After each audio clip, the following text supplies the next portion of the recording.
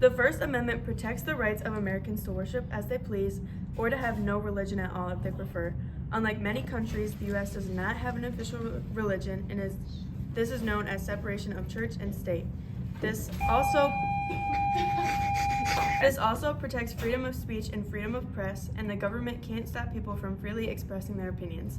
Citizens have the right to criticize government officials, and this also protects freedom of press for books, newspapers, magazines, radio stations, television, and to a certain extent, movies.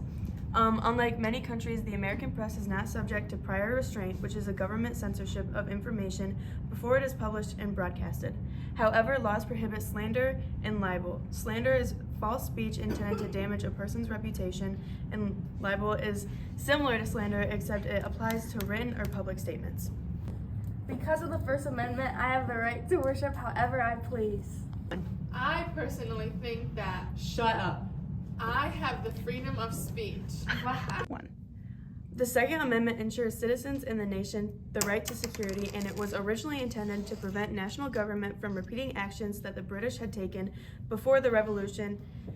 The British tried to take weapons away from the colonial militia or armed forces of citizens. While it does support the right to own firearms, it does not prevent Congress from regulating interstate sale of weapons, nor has the Supreme Court applied the Second Amendment to the states. Many state constitutions guarantee the right to bear and keep arms. 1. Give me that. I have the right to bear a weapon. The Third Amendment prohibits the government from forcing people to provide shelter for soldiers in their homes. However, Congress may require a homeowner to house soldiers, but it's probably going to be uncommon. Hello, I am Soldier Arnold. I don't have to house you. The Fourth Amendment is the right of people to be secure in their persons, houses, papers, and effects against unreasonable searches. 1. Police cannot simply conduct a general search or seizure, hoping to find damaging evidence or arrest someone on the chance that he or she might have committed a crime. I'm Officer Hass, and I need to confiscate that. You don't have a warrant, so I don't have to show you anything. The Fifth Amendment protects people against self-incrimination. This amendment is mainly recognized by the words, "You have the right to remain silent." It included protections against a double jeopardy or being tried twice for the same crime, and ensures fair legal procedures before the government can deprive someone of life, liberty, or property.